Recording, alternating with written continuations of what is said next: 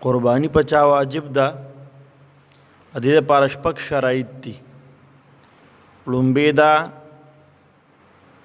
چې مسلمان به په غیر مسلم باندې قربانی نشته. دویم مقیم به په مسافر باندې قربانی نشته. دریم آزاد به په غلام باندې قربانی نشته. سلورم بالغ به په ماشوم باندې قربانی نشته. او پنځم عاقل به په مجنون او لیونی باندې قربانی نشته. او شپږم صاحب نصاب به په غریب باندې قربانی نشته. مسلمان باندې قربانی ده. دویم چې کوم ذکر شوی دی هغه مقیم دی. یو کس مسافر دی، شرعي سفر باندې بار ته روان دی، یا پلار دی، یا چرته دی دغلته د 15 ورځو د قیام او د اوسېدو اراده نه ده کړې. داسې کس مقیم نه دی بلکې دا مسافر دی. هغه مسلمان نارینه یا زنانه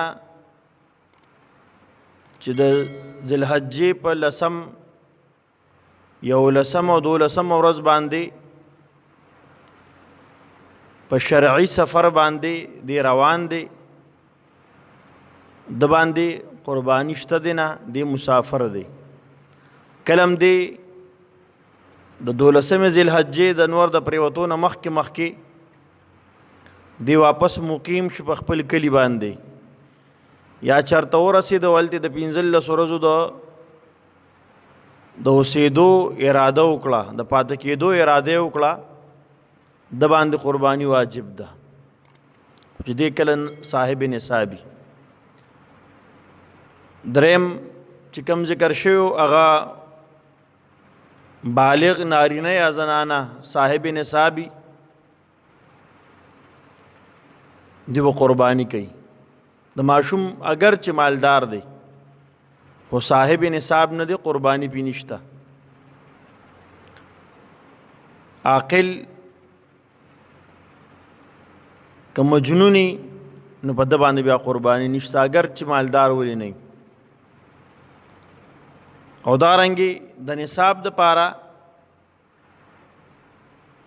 علماء کرامو د احادیث په رڼا کې د نصاب کم کس په صاحب نصابي د هغې دپاره 15 څیزونه ذکر کړي، په دې باندې انسان صاحب نصاب ګرځي. یو 7.5 تولې سونه ده چې تقریبا په نن دور کې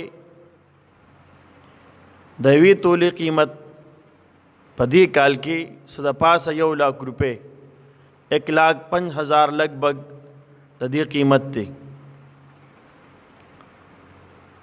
د 7.5 تولو سونے قیمت دا 7 لکه لگ بھگ د دې نه جوړیږي. چا سره 7.5 تولې سونه ده یا 52 تولې چاندی ده. د 52 تولې چاندی قیمت په نن دور کې تقریبا 81,000 روپے دی. یا مال تجارت و سره دی، تجارت مال دی د سره په دې دی تجارت کوي. دا مال تجارت د 7.5 تولې سونه یا د 52 تولې چاندی قیمت ته ورسېده. که دې نه لګو بیا پې نشته، دا کس بیا صاحب نصاب نه دی. او دارنګې څلورم څیز هغه نقدیت دی. چا سره نقد پیسې دي دا د 7.5 تولې سونه یا د 52 تولې چاندې قیمت ته ورسېدې، دا کس صاحب نصاب شو، دا که نارینه یو که زنانه یي.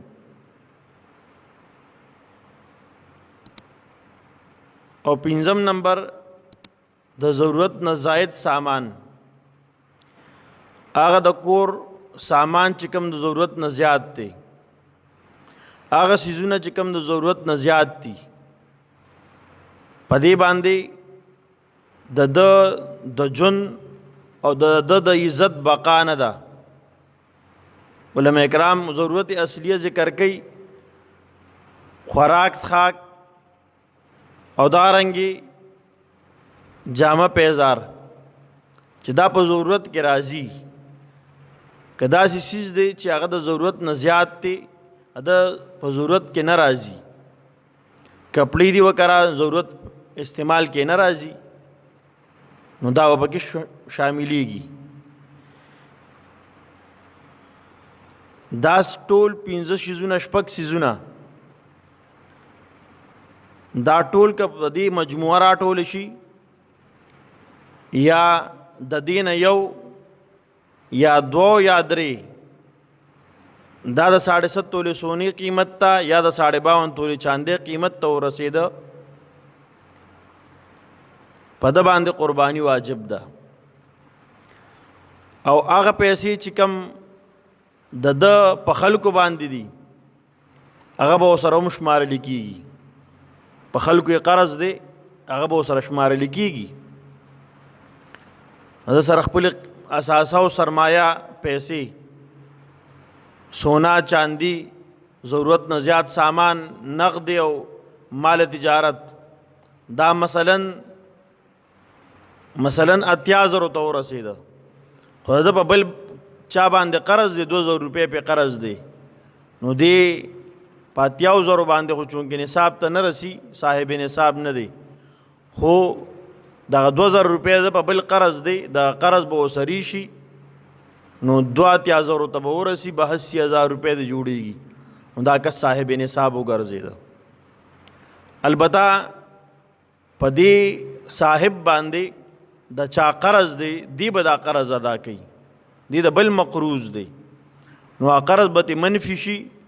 څومره سیزونه ته څومره په ده باندې قرض دی هغه ته منفي شو، هغه ته منها شو، ایت لرې که، نو بیا که دی صاحب نصاب ګرځي، بیا که صاحب نصاب ګرځي او بیا مو سره 81,000 روپو مالیت ته نصاب ورسېده، نو دی بیا صاحب نصاب دی، په ده باندې قرباني واجب ده، دی به قرباني کوي.